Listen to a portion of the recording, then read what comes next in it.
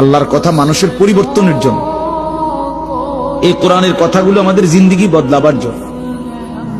মসজিদে জুমার নামাজে প্রত্যেক জুমায় বয়ান হয়। এক বছরে 52 সপ্তাহ, চিন্তা করে দেখেন, একটি বছরে 52 সপ্তাহ। তাহলে 52 সপ্তাহ ইমাম সাহেব আপনাদের জন্য নসিহত করে। এইভাবে যদি 30 বছর 40 বছর ধরে শুনে থাকেন, তাহলে আজকে কতদিন ধরে আল্লাহর কথা শুনতেছেন? বছরে 52, তো এভাবে 40 বছর, এভাবে 30 বছর, এভাবে 50 বছর। অথচ এত লম্বা সময় আল্লাহর কথা শুনবার পরেও এখনো মিথ্যা বলা ছাড়তে পারলেন না। এত লম্বা সময় আল্লাহর কথা বলা শুনবার পরেও বিড়ি সিগারেট খাওয়ার অভ্যাসটা ছাড়তে পারলেন না।